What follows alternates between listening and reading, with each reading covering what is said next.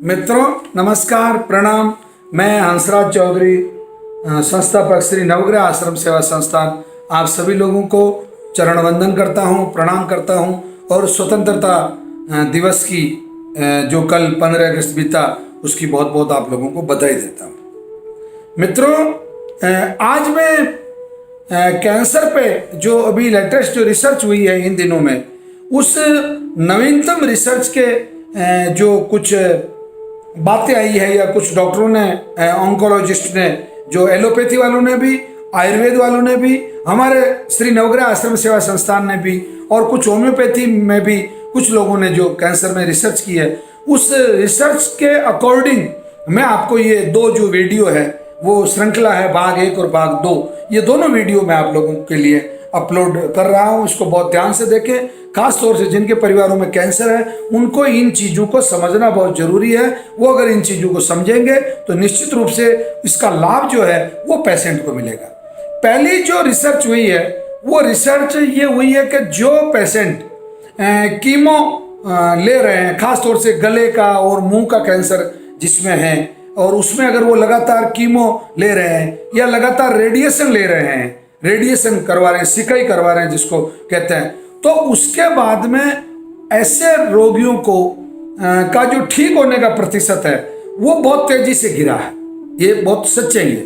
क्यों कि ये जो टेक्निक है, अपने इंडिया में जो टेक्निक इस्तेमाल की जा रही है, वो चाहे किसी भी बड़ी संस्था द्वारा की जा रही हो, ये कोई मायना नहीं रखता है। मायना ये रखता है कि गले जैसे सेंसिटिव पार्ट की जो रेडिएशन जो किया जाता है, इन दिनों में जो पेशेंट जो लोग लेके आ रहे हैं, जबकि मैं कहता हूँ पेशेंट को लाने की जरूरत नहीं है। आप जब स्थितियाँ सामान्य हो जाए, कोरोना का जो विस्तार है वो रुक जाए, तब आप पेशेंट को लेके आना। पर फिर भी लोगों की जिद है कि वो लेके आ रहे हैं, तो ये तो उनकी गलती है। अब आ जाता हूँ मैं इस विषय पे। पहला जो विषय है, तो आप प्रयास ये करें कि किसी के घर में कोई भी रोगी कैंसर का डिक्लेयर्ड होते ही आप, मैं ये नहीं कहता कि आप श्री नवग्रह आश्रम पर ही लेके आइए, बिल्कुल ये दावा मैं कभी नहीं करता हूं।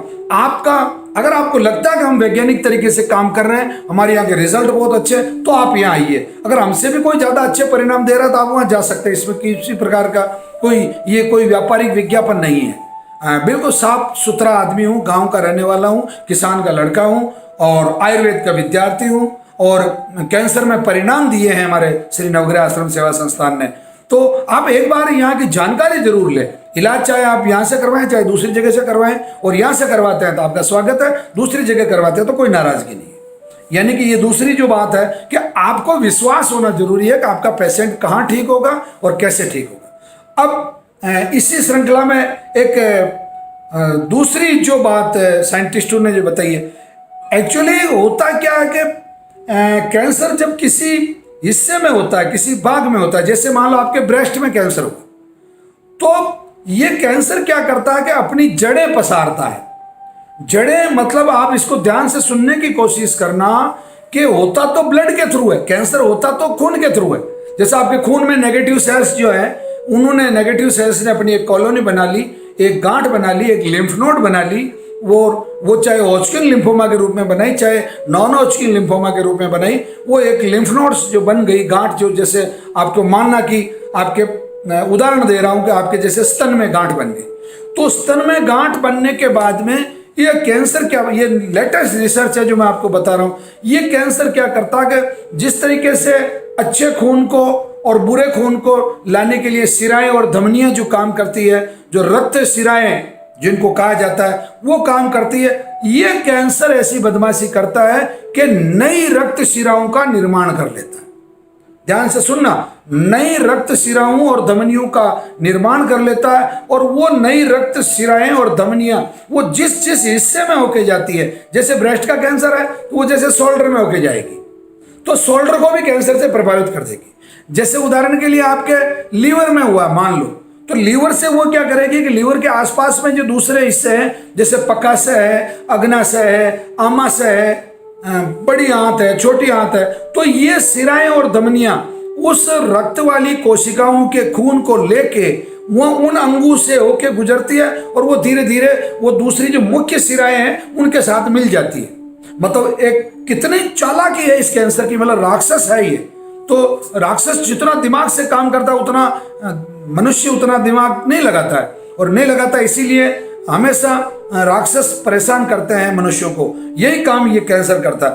अब ये आगे जाने के बाद में जैसे किडनी में है, लीवर में है, इनमें भी ये अपना प्रभाव कायम करती है। तो आपको विशेष तौर से सावधानी रखनी है कि इसका मतलब ये हुआ कि रोग उठते ही, पता चलते ही अपने को इलाज शुरू कर देना है। ऐसा नहीं देवी देवताओं के लिए जाइए, आप देवी देवताओं का सम्मान कीजिए, परंतु रोग के मामले में देवी देवताओं को परेशान मत कीजिए।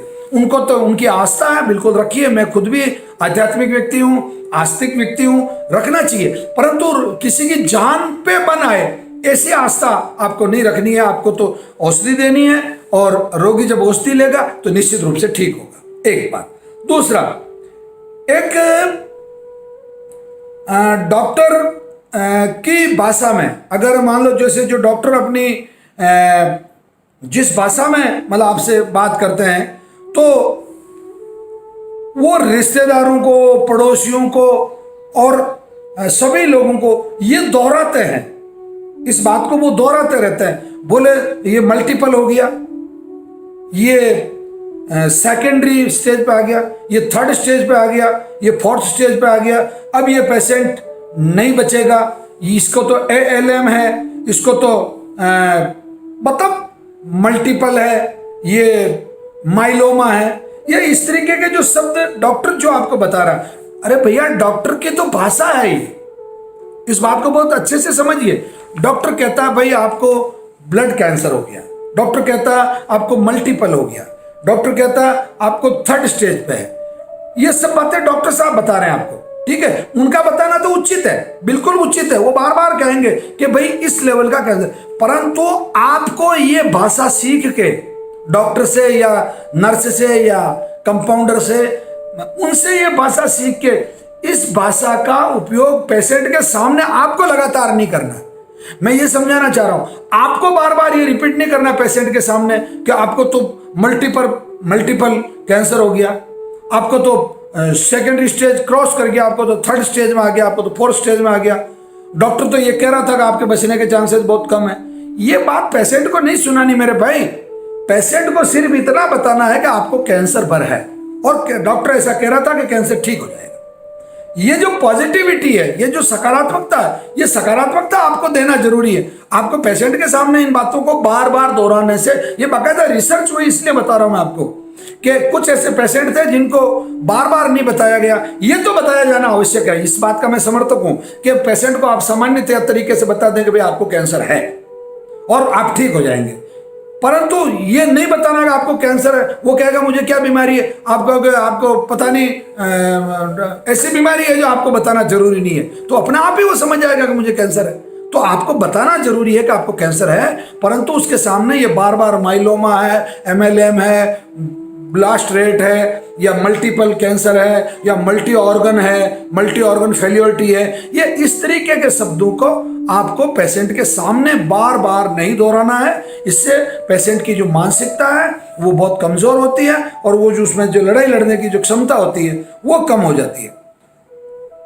देखो, रोग का जो पता है रोगी को होना मेरी दृष्टि में बिल्कुल सही है, रोगी को पता होना चाहिए, परंतु आप उसको बहुत गहराई से मत बताइए। मतलब बताना जरूरी है कि भाई आपको कैंसर है, और आपको परहेज रखना है, आपको समय पर दवाई लेनी है, आपको पॉजिटिव ऊर्जा से भरे रहना है। ये बात बिल्कुल सही है, और इस पे आपको अमल करना चाहिए। अगर आप इस पे अमल करते हैं तो निश्चित रूप से आप लाभ में रहते हैं, रोगी भी लाभ में रहता, आप भी लाभ। अब आगे चलिए। कैंसर कोशिकाओं का जो विभाजन है ना, जो कैंसर कोशिकाएं जिस तरीके से अपना विभाजन करती है, वो कैसे करती? सामान्यतया कोशिकाएं विभाजन करती 1 से 2 होती, 1 से 2 होती, 1 से 2 होती, ठीक है, और इससे पूरे शरीर का निर्माण हो जाता है, और नई गांठ बनती है या जो भी बनता है शरीर में ब्लड सेल्स के माध्यम से, उनके माध्यम से। परंतु जो कैंसर सेल्स है, वो कैंसर सेल्स 3, क्योंकि 2 नेगेटिव 1 पॉजिटिव को पकड़ेगी, 3 से 9 से 81 से 6000 समथिंग, 6000 से 81, मतलब यानी कि 3,60,000, मतलब इतना तेजी से ये कोशिकाएं फैलती है। तो कैंसर का जो मल्टीप्लाई सिस्टम है वो बहुत फास्ट है।